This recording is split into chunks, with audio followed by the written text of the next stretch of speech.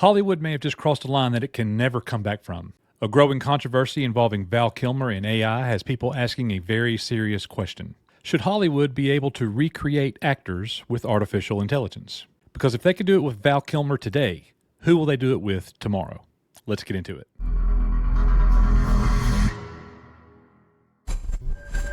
Hey everybody, welcome back to Screenaholics. Coach and Nick, we're talking Val Kilmer, Hollywood, AI. People are mad. This is getting crazy. AI, everybody is using it. It's a really good thing. It's a great tool, but there is definitely some controversy, and we want to get into the key facts here.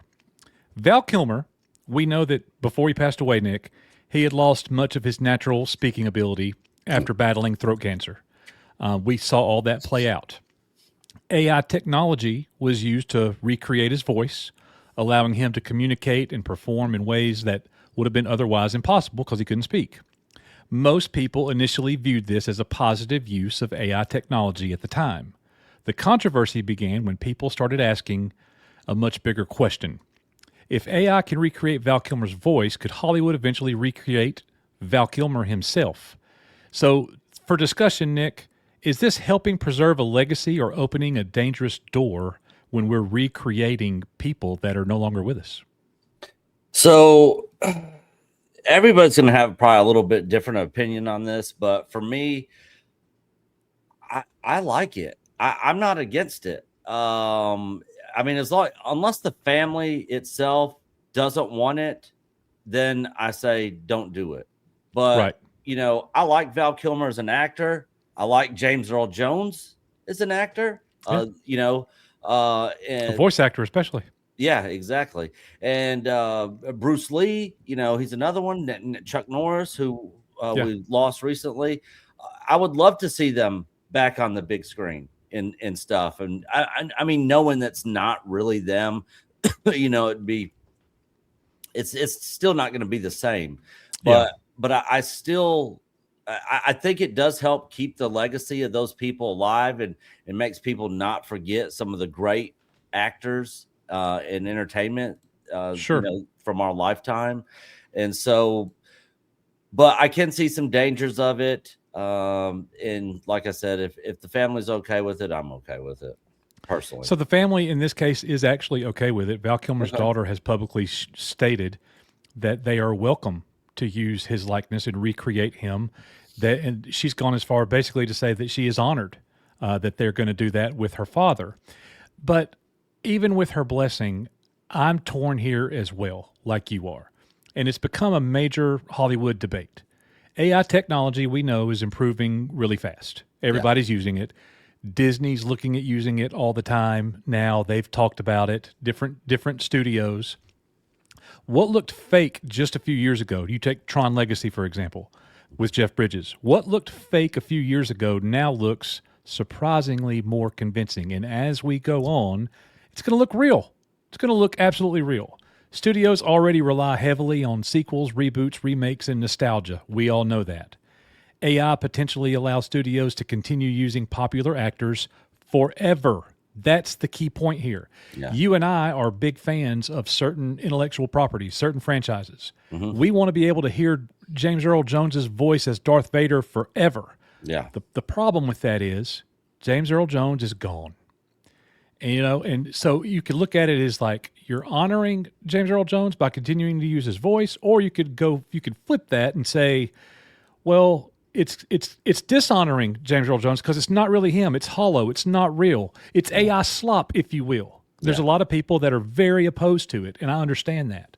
So the debate's no longer just about Val Kilmer. People are asking, could and should AI recreate a James Earl Jones voice, or a Robin Williams, or a Carrie Fisher, or any deceased actor? You know, where should Hollywood draw the line? Yeah. You know, as far as them drawing the line, I think it goes back for me anyways, is if the family is completely against it. If they're completely against it and they do it anyways, I think that's not honoring their memory.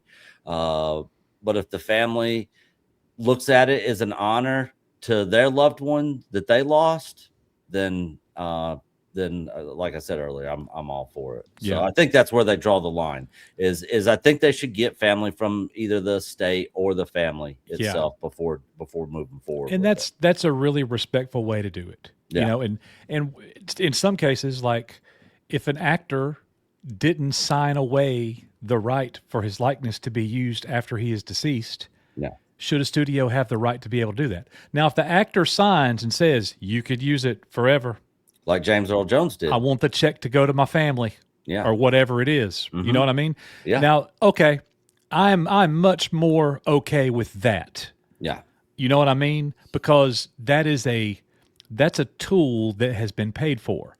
Now, if nobody's getting paid, if the family's not getting income from that using their family member's deceased likeness, I have a major issue with that. Yeah. You know what I'm saying? Because studios, I mean, they could make, and I would love this as a Star Wars fan, go back and remake Episode 7 5 years after Return of the Jedi with Han, Leia, and Luke. Yeah. Well, you could do that with AI. If they really want to do that, one day they will definitely be able to do that and pull that off. And maybe it won't feel hollow. I don't know. But I think most people agree that cleaning up audio is okay, restoring damaged footage is okay, de-aging actors, most people would say is okay. But what about creating entirely new dialogue, creating entirely new scenes, creating entirely new performances, entirely new movies? At what point does it stop being Val Kilmer and become AI pretending to be Val Kilmer? That is an issue. Yeah. So the way I look at it is, you know, like if you look at Val Kilmer's The Doors movie, you know, he's an actor portraying Jim Morrison. Jim Morrison, yeah. And it's not really Jim Morrison. Nope. You know, but he fooled me for a little while. I thought it really was Jim Morrison. And he did a great job in that role. But that's not really Jim Morrison. No. You know, just like AI is not really these people. Right. So, you know, if AI can give as good of a performance as Val Kilmer did in the Doors movie, you know, if it gets to the point to where it's like every single thing about it, the dialogue, the voice, the acting, the movement, it looks flawless, and you can't tell that it's not him at all. Yeah. You know, there's some cases where they could use that with certain actors like Val Kilmer, where I'd be like, that's freaking awesome. Right. And I'd be excited to see it. I agree. I agree with that. Yeah. As long as it's being done respectfully, I think that's the main point. Yeah. And that families are getting the financial reward from it. The danger, though, is like, well, if Hollywood is going to be full of a bunch of AI actors that are no longer here, what's the need for regular? We don't need regular actors.